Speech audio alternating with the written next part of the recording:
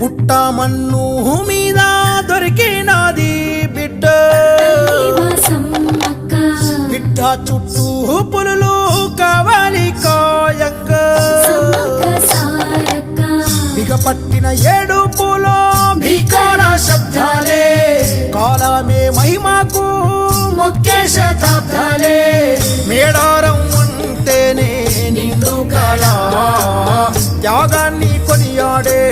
కుంభమేళ తడిమి తుడిచేను తల్లి కంఠధార